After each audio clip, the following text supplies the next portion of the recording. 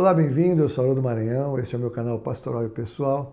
Aqui eu trato de alguns temas bastante complexos, difusos. Eu falo desde escatologia até cristãos passando pelo segundo casamento, são temas que para mim são importantes, eu amo tratar de escatologia e gosto de ajudar quem passa pela tragédia do divórcio sendo cristão, mas também eu falo aqui um pouco sobre a sabedoria de Provérbios e um pouco de um discipulado, que eu chamo de discipulado gratuito, falar de coisas que são fundamentos da palavra, fundamentos da vida cristã, que ajudam o novo convertido, ou que ajudam alguém que já viveu há mais tempo no Evangelho, mas numa igreja que talvez não ensinou tanto, não aprofundou tanto alguns conteúdos que são necessários para a fé cristã. Então, hoje eu quero aqui é quase lúdica essa minha ministração aqui, esse vídeo, porque eu quero falar de algo que marcou a minha vida quando eu era garoto, que é o plano da salvação na sua mão, nos dedos da sua mão, e que vão te permitir tanto você avaliar se você realmente é salvo pela sequência, porque é uma sequência doutrinária importante, como facilitar para você pregar o Evangelho se um dia você tiver a oportunidade de falar com alguém e você não está com a Bíblia, você não sabe exatamente como abordar. Então, se você falar dos 5 dedos da salvação, você vai chamar a atenção e vai ser uma grande bênção. Muitas EBDs, EBFs usam esse método, mas eu tenho usado como alguém já um pouco mais sênior na vida, como um lembrete de tudo que eu tenho que passar. Não de uma maneira mais necessariamente lembrando pelos dedos, mas já estruturei o meu pensamento, os pontos fundamentais, para levar alguém a Cristo, para levar alguém a tomar uma decisão ao lado do Senhor Jesus. Então, a gente começa com eu pequei. Na verdade, poucas, não vou dizer poucas, eu quero ser otimista, mas algumas igrejas não estão mais falando de pecado. E isso é uma tragédia, porque se nós não trazemos a revelação do pecado, não há salvação. Por que alguém que não é pecador precisa de um salvador? Por que alguém que não está condenado à separação eterna do Senhor precisa ouvir as boas novas do Evangelho?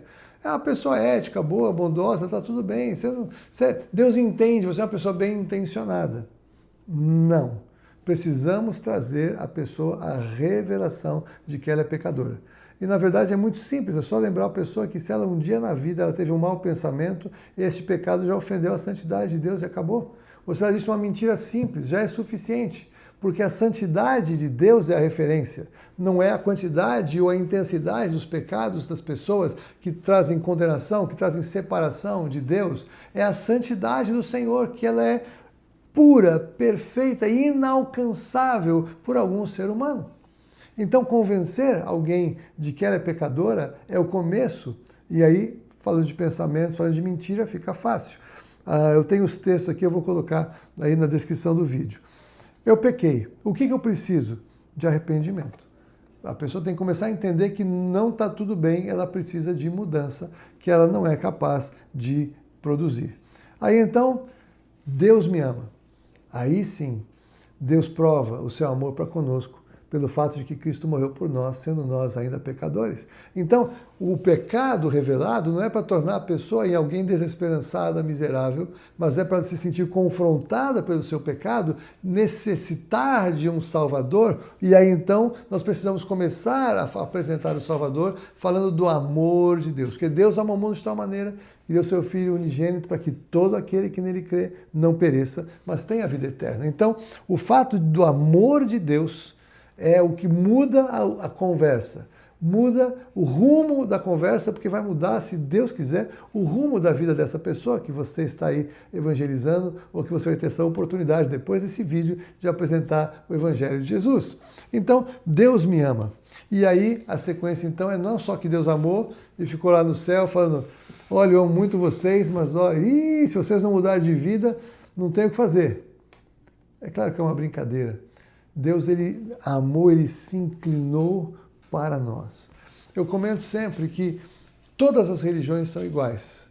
Todas as religiões são esforços humanos tentando chegar ao Deus que a pessoa diz que ela quer chegar. Então, boas obras, reencarnação, o livro sagrado, romarias, enfim, um monte de coisas sendo feitas tentando agradar ao Deus, tentando ser aceito por Ele, e aí, assim, de alguma maneira, imaginar que vai para o céu que...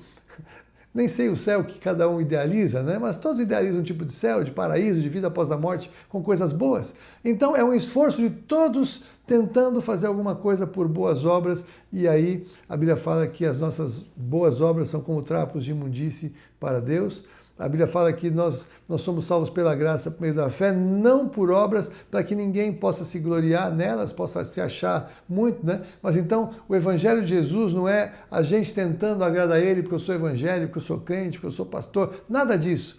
É o próprio Senhor, o Deus, o Criador do universo, se debruçando em favor da humanidade. E ele se debruça nessa humanidade com o seu amor, mas não apenas isso, mas ele envia o seu único filho para pagar o preço do nosso pecado na cruz do Calvário. Não só Deus me ama, mas Cristo morreu por mim. Então a morte de Cristo na cruz é o que faz toda a diferença, é o que nos abre acesso para sairmos daquela situação de pecado e agora sermos aceitos por Deus. Então, ele não somente morreu por nós, mas ele levou sobre si os nossos pecados, nossas dores, enfermidades, maldições, toda a iniquidade, todo o peso, tudo que havia contra nós, o escrito de dívida na eternidade contra nós, ele cravou na cruz. Mas se ele tivesse somente morrido, não resolveria a nossa situação, porque ele não teria vencido a morte. Então Jesus, ele não apenas, entre 1 milhão de aspas, morreu por nós, mas ele agora ele ressuscitou, subiu aos céus, está à destra de Deus e intercede por nós, intercede por aqueles que somos dele. Então, Cristo morreu por mim é o foco central agora deste momento. Acabamos aqui, de certa forma, a pregação necessária de ser apresentada para alguém. E aí agora é o momento de trazer essa pessoa para tomar uma decisão. Eu o recebo. Então, na verdade, eu sei que simplifica falar aceitar Jesus, mas aceitar Jesus é quase como se ele estivesse pedindo, por favor, posso salvar você? Ah, tá bom, eu aceito a sua salvação. Não pode ser essa a ideia. Eu entendo que não é contra a nossa vontade que somos salvos, nós precisamos tomar uma decisão favorável. Eu gosto de dizer, eu o recebo. Receber, mas a todos quantos o receberam. Então é um texto bíblico, né? João 1,12. Deu-lhes o poder de serem feitos filhos de Deus, a saber, aos que creem no seu nome. Então, nós recebemos a salvação, nós agarramos a salvação, nós abraçamos, é o que eu preciso, eu estava perdido, estava condenado, não tinha como, eu recebo a salvação é minha, porque Jesus pagou o preço, é de graça para mim, porque foi pago por ele. Então, quando eu recebo a salvação, tudo se transforma em mim. Sou feito uma nova criação, as coisas velhas passaram, tudo se faz novo. Eu que não era filho, agora sou filho, eu agora fui adotado por ele, agora eu tenho um nome, o nome do Senhor está sobre a minha vida. Então, o quinto dedo é, estou salvo. Agora, pois, nenhuma condenação há para os que estão em Cristo. Justificados, pois, por meio da fé, temos paz com Deus, por meio de nosso Senhor Jesus Cristo.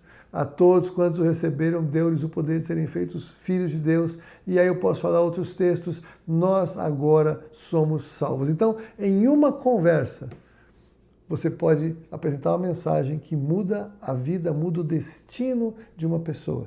Então é importante você lembrar dos pontos que eu tratei aqui. Eu vou colocar os versículos aqui na descrição do vídeo, mas é importante você guardar a sequência, guardar o fundamento da Bíblia para você apresentar, porque o poder não está somente na nossa pregação pelo Espírito Santo, mas o poder está na palavra. Há poder nos versículos da Bíblia. É importante referenciar, falar os textos, ou então abrir a Bíblia, mostrar para a pessoa, porque há um poder na palavra, que vem pelo Espírito Santo, há o poder na pregação, que é o Espírito Santo nos deu o poder para pregar, e aí nós podemos ter a grande oportunidade de levar alguém à salvação eterna, e seria, com certeza, será a experiência mais poderosa da sua vida. Você vai se alegrar e vai se lembrar para sempre das pessoas que você leva ao Senhor Jesus. Que Deus te abençoe, tenha experiências incríveis, e se você tiver, conta para mim, manda aí no comentário, olha, eu falei de Jesus para alguém hoje, eu vou ficar muito feliz, você vai alegrar o meu coração. Se você gostou desse vídeo, aí curte, por favor, compartilha então com alguém que você acha que precisa disso, e aí, faça o favor aí, assina o canal, faz parte comigo, acompanhe as outras playlists que eu tenho, e que Deus possa abençoar a sua vida em nome de Jesus. Até o próximo, se Deus quiser.